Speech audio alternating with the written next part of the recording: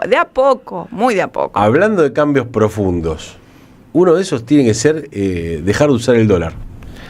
Qué ganas, ¿no? Qué lindo. Acá hemos hecho columnas, hemos escrito notas, pero decir que uno es un humilde laburante. Divulgante. Pero qué ganas, ¿no? Bueno, esa es una forma de intervención que tiene Estados Unidos para con Argentina, es lo que decíamos antes de la canción, ¿no?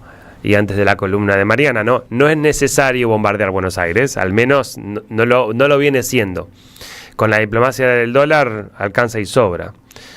¿De qué estamos hablando? Bueno, después de la Segunda Guerra Mundial, Estados Unidos se consolida como la gran potencia internacional y va a construir básicamente dos cosas. Bueno, en primer lugar, las Naciones Unidas, que están en Nueva York. Esto hay que decirlo. Las Naciones Unidas están exactamente en el mismo lugar donde está aprisionado contra su voluntad y en contra del derecho internacional. Ahí en la otra cuadra está. Vos entendés el absurdo de esta situación.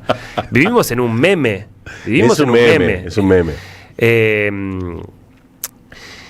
Y nunca más vigente que hoy esta frase, hoy como estoy tirando frases de Perón diciendo que la fuerza es el derecho de las bestias.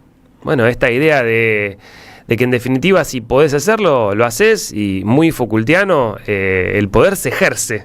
Y bueno, pero que es así, el derecho es la voluntad de las fuerzas poderosas de un territorio. Y el derecho argentino. No nos rige la Constitución del 49 que llevó adelante el peronismo. Esa la tiraron a la basura. En todo caso habrá que recuperarlo, habrá que reescribirla. Pero la Constitución que tenemos es la 1853. Yo iba a traer hoy una publicación del 58 de la Revolución Fusiladora, que es el libro negro de la segunda tiranía. No lo traje porque está lleno de ácaros y yo soy alérgico a eso. Ah, qué pobre. Pero además porque dije no tiene sentido, no estaba con la energía anímica como para encararlo. Tu vecina venezolana. No, y me puse a leerlo hoy y dije, tengo que llevar alegría, no desolación. Bueno, alégrenos.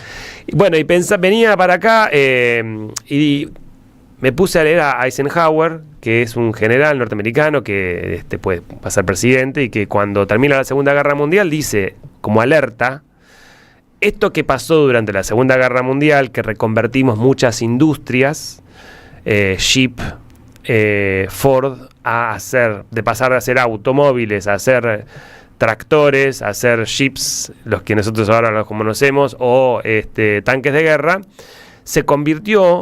pasó de ser algo coyuntural a permanente. Exacto. Y él es el que va a acuñar el término de el complejo militar industrial, que se enlaza con la diplomacia del dólar. Así, miren, hago con los dedos para los que no me están viendo. Estamos en radio. Estamos juntando las dos puntas de los dedos. Exacto, muchas gracias.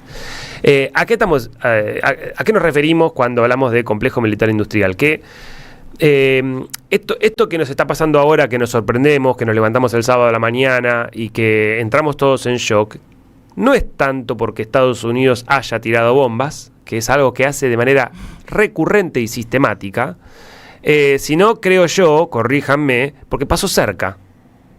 Pasó en el hemisferio occidental, que es algo que no nos tenía acostumbrados.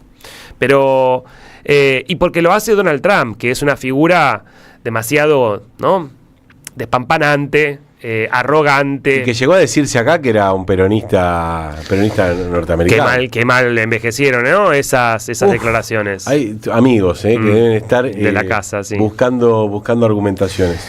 Porque, digo, no hace falta irse muy atrás. Pensemos en la gestión Obama, que era un presidente que podía hablar, un tipo serio, muy formado, inteligente, gracioso. Que invadía también países. Que invadió Irak, Siria, Afganistán, Pakistán, Libia, Yemen y Somalia. Yo me acuerdo un meme que era un avión de Estados Unidos bombardeando Siria con la gestión Bush, y después un avión bombardeando Siria con la bandera de Estados Unidos, pero con un arcoiris queer, ¿no?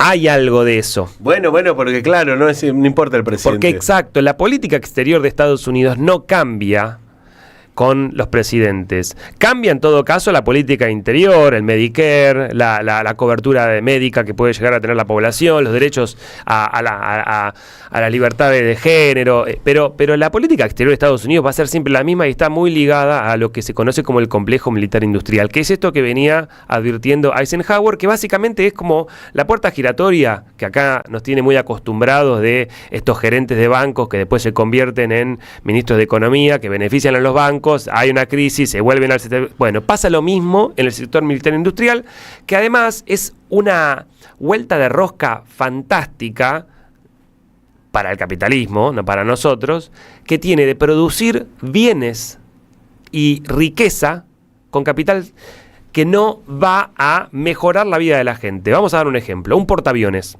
Qué lindo, ¿no? Un portaaviones caro. Es capital muerto, que está ahí quieto, que para generarlo se necesitó metal, se necesitó movilizar recursos, petróleo, se necesitó contratar gente.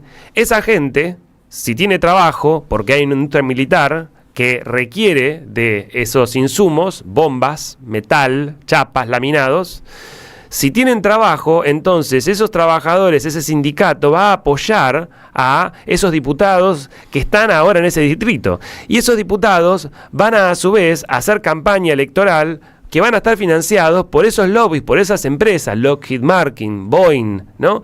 Entonces entramos en un circuito de retroalimentación en el cual, en lugar de detenerse y de ser la industria armamentística algo coyuntural, pasa a ser sistémico.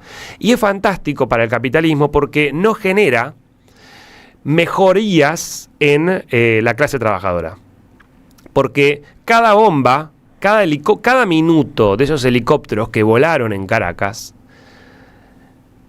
hay que volverlos a construir. Esas bombas hay que volverlas a hacer, pero eso no redunda en que ahora los obreros tienen más casas, tienen mejores caminos, tienen mejores hospitales, porque eso tendría como resultado una mejoría en la calidad de vida de esos trabajadores. Es pura destrucción. Exacto. Y después lo que te venden los yanquis es yo te lo reparo. Hoy creo que había un tuit o algún mensaje. Estamos dispuestos a reparar lo que rompimos. Es que es fantástico, el plan Marshall. Bueno, y es la doctrina del shock. Ucrania, de ¿no? pero aparte es fantástico porque es rompemos y destruimos. Pero aparte el que lo paga, el que paga esa destrucción, ¿quién es? En este caso Venezuela o Ucrania.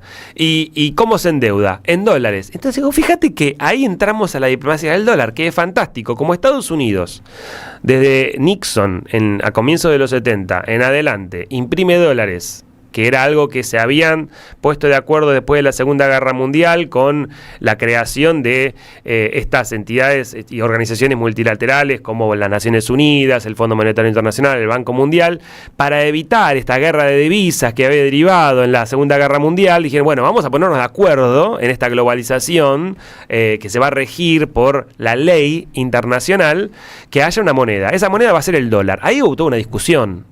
Porque había algunos que no querían que fuese solamente el dólar, sino que fuese una canasta de monedas. Bueno, ahí Estados Unidos logró imponer su hegemonía y decía, yo les garantizo X cantidad de dólares por X peso en oro, y el oro lo voy a guardar en Estados Unidos. Entonces, todo el mundo, ustedes pueden comprar y vender con dólares que van a estar garantizados por esta X cantidad de dólares que va a quedar acá, detenida. Pero eso lo obligaba a Estados Unidos a tener, y esto es muy importante para nuestro país, un déficit comercial sistémico con el mundo. Es decir, Estados Unidos tiene que llenar el mundo de dólares para garantizar que el mundo use dólares para comerciar con esa moneda. Eso implica que, indefectiblemente, matemáticamente, Estados Unidos, desde los 70 hasta la fecha, ha tenido déficit comercial. ¿Qué quiere decir? Estados Unidos importa más de lo que exporta. La deuda de Estados Unidos es estrafalaria.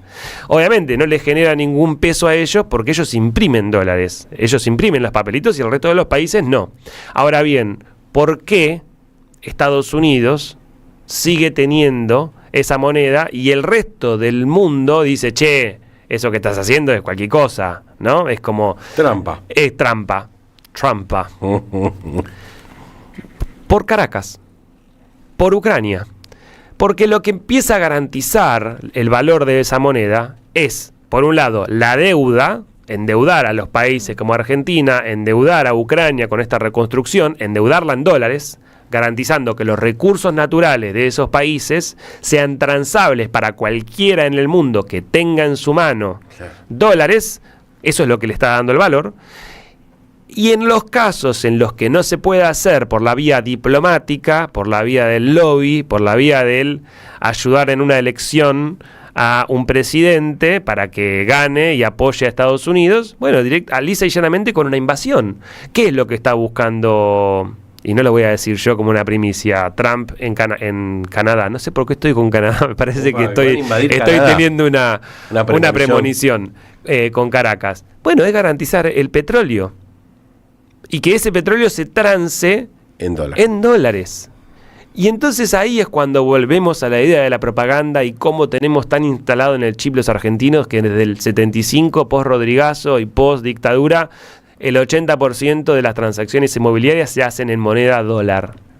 No es casual. No es casual. Y claro, de Gaddafi hasta acá se ha intentado salir del dólar. Hay movimientos muy fuertes que está llevando adelante China, Brasil, la India. Pero evidentemente este mensaje de Trump, de los Estados Unidos a Venezuela, es un mensaje al mundo. Ojo, ¿van a dejar de usar el dólar? Brasil, ¿qué va a hacer con el PIX ahora? ¿Qué vas a hacer, Mamú? ¿Qué va a hacer? Porque ponete en el lugar de Lula da Silva. Ah, ¿y ahora? ¿Vas a dejar de usar el dólar? Lo pensás 2 veces. Y claro. Porque ¿qué te vas a defender solo? Frontera de Venezuela con Brasil. Y que no hace falta tener una guerra, porque si convierten a Venezuela en una nueva Libia, el problema de Brasil no va a ser solamente Estados Unidos, va a ser ese caos. Va a ser Venezuela. Va a ser Venezuela. Por eso nos tenemos que unir. Por eso es muy importante el discurso de Delcy también, de que vos dijeron, no, mirá cómo bajó el tono. Es que hay que bajar el tono, porque la guerra le conviene a los halcones. Claro. La sangre le conviene a los halcones. Por supuesto, hay un pueblo que está dispuesto a pelear. Mirá Cuba, por Dios, lo que ha hecho en estos tiempos, aguantando con nada. Pero bueno, justamente Venezuela era la posibilidad de que Cuba pudiera salir de la atrocidad del bloqueo económico, porque también ese es el otro remedio, ¿no? El bloqueo económico. Yo ayer vi un video como una plataforma de una compañía privada turca en Cuba que generaba energía a través de gas, se iba de Cuba y los cubanos diciendo, nos vamos a quedar sin electricidad. La pregunta es, ¿por qué se está yendo? Es lo que vos decís, Juli, la guerra le sirve a los halcones. En La Paz, Estados Unidos no gana.